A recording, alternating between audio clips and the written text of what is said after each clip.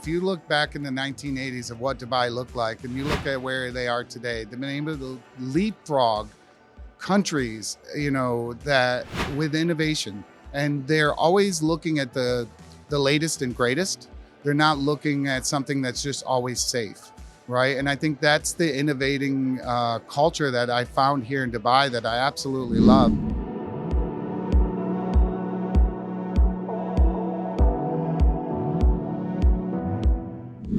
I think utilizing and demonstrating the technology is the greatest way to break through the conflation of that term between crypto and blockchain. I think for the most part of the 200 plus, Capitol Hill meetings I've had with various congressional and Senate staff, as well as committee members, they really don't have a grasp on the difference of blockchain and crypto. So I think, being able to break through that with the utility demonstration is something that instantly allows them to see the value proposition of blockchain in general.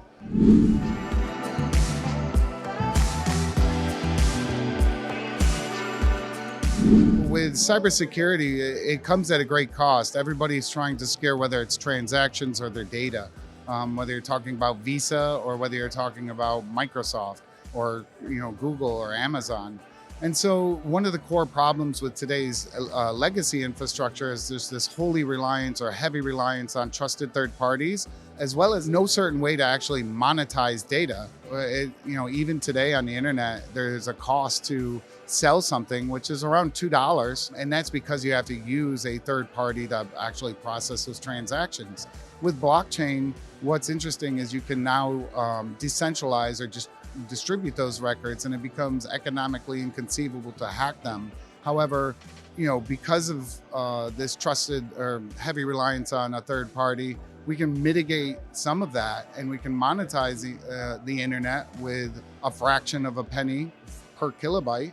And that really changes the dynamics, because once you have a honeypot of information, somebody is always going to be incentivized to break into that, like a bank, and try to steal that data, put it on the dark web, sell it, or use it for more malicious reasons, right?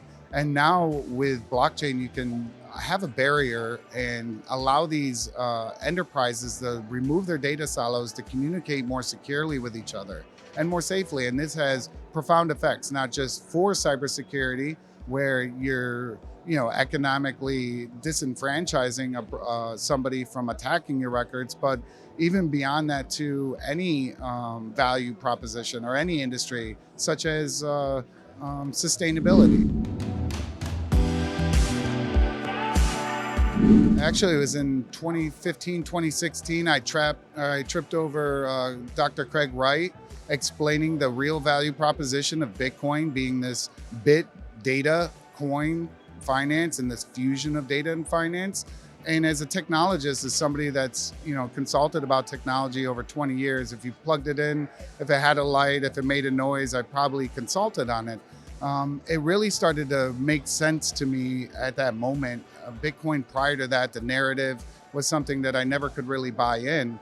And being that at the time, my customers' number one problem was cybersecurity issues, and now you have this new infrastructure that could help potentially mitigate that for them, it was something I was very interested in digging in and learning about. And so after being exposed to Dr. Craig Wright and really trying to invest and authenticate what he was saying as far as the value proposition, it became quite clear to me. And since then, I've become a certified cryptocurrency investigator, certified Bitcoin investigator. I'm a subject matter expert for the Department of Defense on blockchain information security technologies.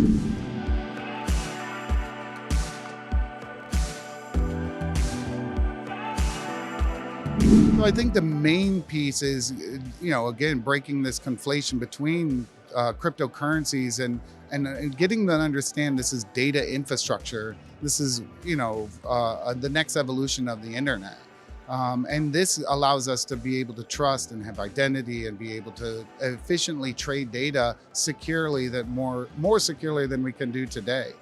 I would say that the biggest way to break through that misconception is by education, by persistence, and by demonstration. And when we're able to kind of highlight solutions such as CertaHash, Sentinel node, which mitigates the detection time of a data breach from 220 days to near instant, this is the first time in cybersecurity that you don't have to FUD somebody because you know the actual value. We know that the cost of a data breach that goes beyond 30 days is over $9 million. We know, and that's in the US alone. And globally, that's $5 million. And given the geopolitical climate that we're in today, where there's a massive cyber war and hacking that is going on a state by state, country by country, business by business, individual by individual reality, we really need these tools to kind of solve these problems. And I think from having these discussions with whether it's Homeland Security, whether it's Interpol, and sharing the value proposition of how we can protect and manage this data in a more secure way, it really starts to resonate with them.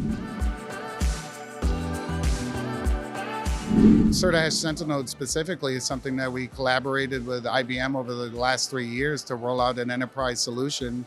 It acts as a tripwire, it's almost undetectable, and it almost certainly 100% all the time will give you any event or anomaly that's occurring on your network. And when you think of something like SolarWinds that had hit the United States, which was a huge hack, right? It actually, not only did it impact 10 different departments of our US government, but it also impacted 4 different branches of our military. $1 trillion cost. I mean, actually, you can't even put a figure on it.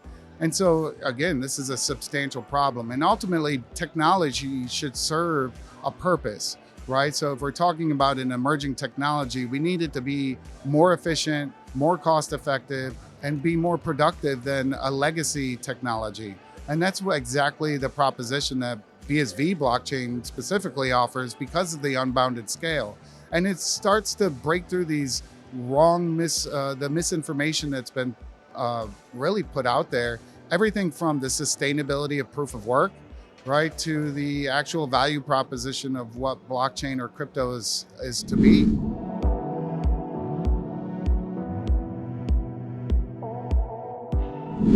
I think the value proposition is too great to ignore, right? If you can do it cheaper, faster, and you can do more with it, that is the 3 core reasons why anybody adopts the technology.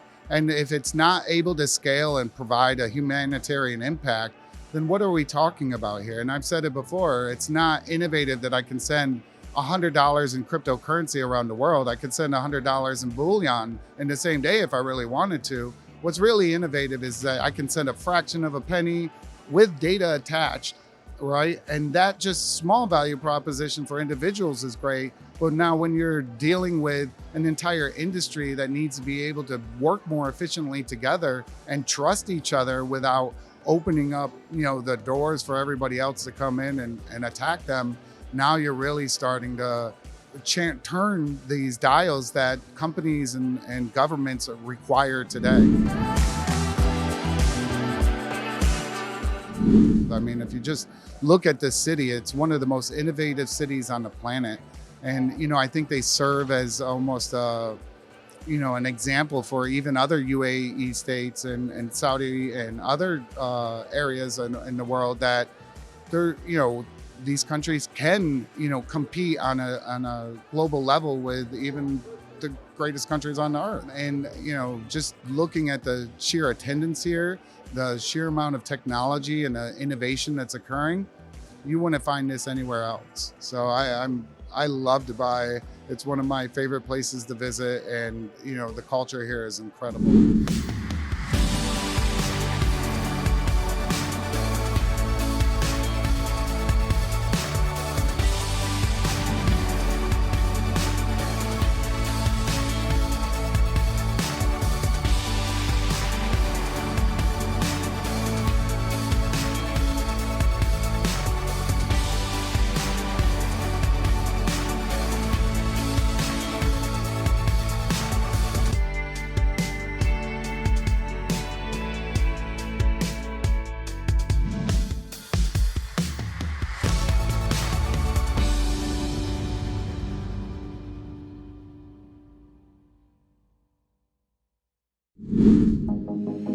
Bitcoin mining, Bitcoin wallet, blockchain, stablecoins, MetaNet, the evolution of money. Everybody is talking about Bitcoin today, but what exactly is it? Learn the basics from experts. Learn what Bitcoin is, how it works, and why it matters. Blockchain 101, your ultimate guide to the fundamentals of blockchain.